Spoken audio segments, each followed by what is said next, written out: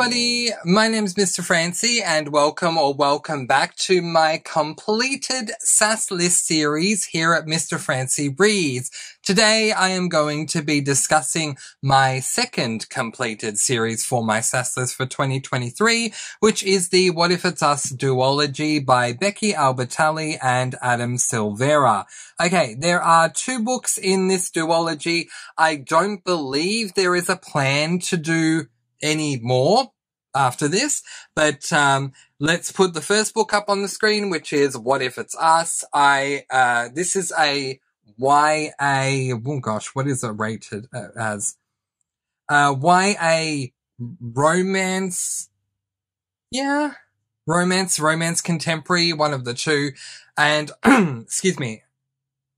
And I gave book 1 4 stars, and now let's put book 2 up on the screen, which is this book, Here's to Us by Becky Albertalli and Adam Silvera. This is the final book in the duology, and I gave this book 5 stars. Okay, so let's talk premise. So, okay. I'm going to read the blurb on the back of What If It's Us to give you the premise of book 1 as well as the duology overall. So, the blurb on the back says, meet Arthur and Ben. Arthur is only in New York for the summer, but if Broadway has taught him anything, it's that the universe can deliver a show-stopping romance when you least expect it. Ben thinks the universe needs to mind its own business. If it had his back, he wouldn't be carrying a box of his ex-boyfriend's things. But after a chance meeting at the post office, the boys leave wondering what exactly the universe does have in store for them.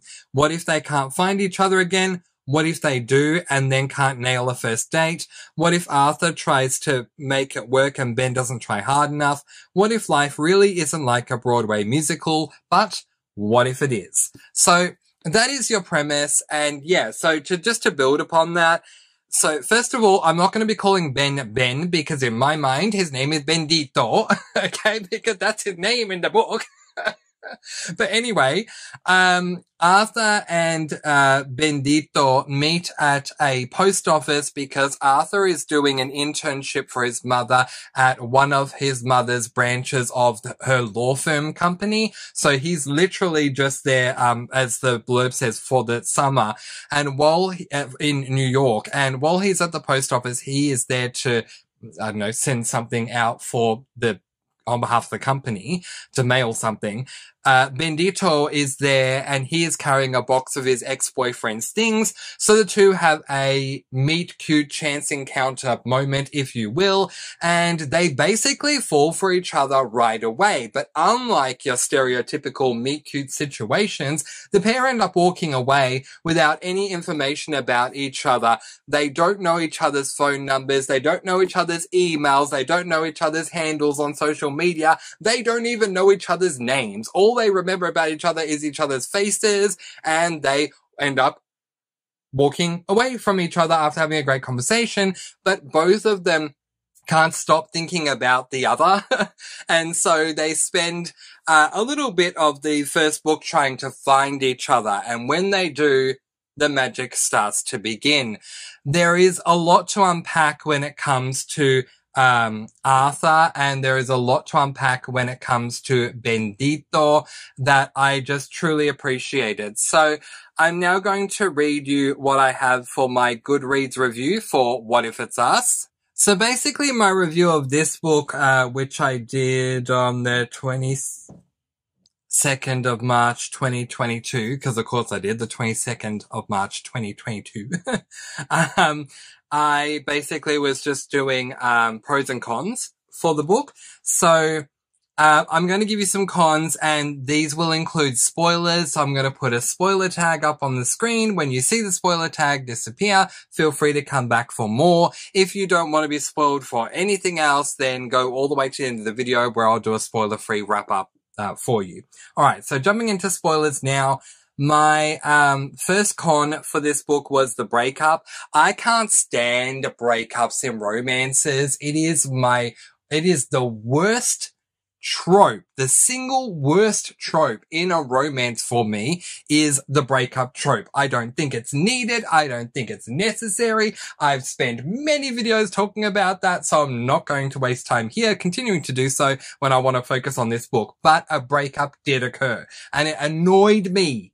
It annoyed me to no end. So this particular breakup broke my heart despite the fact that I knew it was coming, because all romances have to have a breakup somewhere. I fell in love so quick and so hard with Arthur and Benedetto. I shipped them so hard. And then when they broke up, it broke my heart. So it was a massive con for me. And I had one more con. Again, this is a spoiler con, which was the ending. So as you get with any romance, there's a breakup and then the pair get together again by the time we get to the end of the book, and they both lived happily ever after at the end. But in this particular case, they got back together and then Ben still had to go home interstate. And while I get it, purely because the name Adam Silvera is synonymous with heartbreaking endings, because he just is. I get that he's a part of this book and therefore it had to be heartbreaking, unlike Becky Albertalli's book that I read of hers that I cannot for the life of me remember what it is called. Kate in Waiting was fantastic. Great ending. Yeah, these two, Ben ends up having to go home. They're in a relationship, but it's going to be a long distance one, and it didn't work for me. I also thought that What If It's Us was a standalone. So when I got to the end of this book and Ben goes back to his state and Arthur remains in New York, I thought, this doesn't work for me because this was such a swoon-worthy romance. As I said, I shipped these two hard so early on in the book, and I loved it so much that it broke my heart that this, what I considered to be a standalone, would end that way. That they're both going to be separated at the end. And a part of me was thinking, okay, typical Adam Silvera, he needs to break my heart at the end as he always does. But it doesn't work for me with these two because I love them so much and they're so perfect for each other. And how can you separate them? I was so upset. I remember, I have not seen my review for this book in a very long time, but I remember I ranted in my review for this book, my video review for this book. I was not happy at all. But then I found out, and let's put this up on the screen, Here's to Us by Becky Albertalli and Adam Silvera was going to come out, making this a duology. And then I got excited and said, okay, it makes sense that they ended book one in two separate states because it's not a standalone. It is a duology. So now let's talk about Here's to Us. Now, to give you an idea of the time difference between the two, What If It's Us was first published in 2018, in October of 2018, whereas Here's to Us was first published in December of 2021. So there was a long time between books, which is why I was convinced it was a standalone. But anyway, it's okay. It's alright. We will move on. So, spoiler-free, the premise of book number 2, but in case you consider a premise a spoiler, let's put a spoiler tag up on the screen because it is book 2. But in this book, the second and final book in the What If It's Us duology, we begin by seeing what's happened over the course of the past 2 years. Benedetto and Arthur are not together and yet are in fact with new boyfriends. So that really annoyed me. That really annoyed me because at the end of book 1, okay, see, I'm ranting. This is how much I love them. At the end of the book 1, they were in different states, but they were together still. Then we jump 2 years into the future, which I don't like time jumps in between books. I much rather, and this is just my own personal preference, let me know what you think in the comments below. I much rather, if you're going to time jump between 2 books, give us 1 or 2 chapters in the sequel, picking up where we left off, then jump. Don't jump between books because it annoys me thinking they're still together. They're just in separate states, but they're still together and their love will stand the test of time. Get on to page 1 of Here's to Us. Oh no, they broke up. Seriously, no, that did not work for me, okay? And they're with new boyfriends, which didn't work for me even more.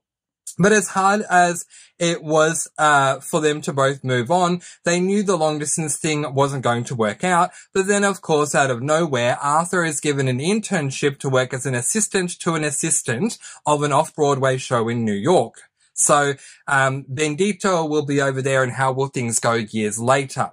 All right, so I really, truly enjoyed this book so much. You know how deeply a book has impacted you when almost a year later, you are saying to yourself in the lead up to picking up book number 2, you have it in your home, and you're going to pick it up in about 10 books time, 9 book time, 8 books time, 7 books time. Oh my God, I get to hang out with Bendito again. And that was me. I was so excited. I couldn't wait, because I shipped Arthur and Bendito so hard in book 1, but I had a very soft place and spot in my heart for Bendito in book 1. I loved this character. So many times I just wanted to give him a big hug. Seriously. Great character. Was dealing with a lot of things. I just, loved Bendito. So the fact that so much time had passed, and once I had book 2, all I was thinking was, oh my God, I get to hang out with Bendito again. You know that shows you how much I loved book 1, because when there is so much space in between the 2 books that you're reading, which aside from Personal Demons doesn't happen with me, I normally read them one after the other, month per month, shows how much staying power book 1 had with me. But anyway, so I remembered their first meeting at the post office. I remember that they parted ways. I remembered the great love that they had for each other. I just remembered so many things about book 1 that I could not wait to begin book 2. And the interesting thing is book number 2 is 466 pages. I read all 466 in the space of 1 day. That is how lost in this book I was. I read it in 1 day. I don't remember the last time I read a 400-page plus book in 1 day. I don't think I ever have. Oh my gosh. So good. And I asked the question of myself in my review of this book, saying, yes, that's right, I read the entire 466 pages. Why? Because the book is so easy to get lost in. This book reminds me of the joy of reading.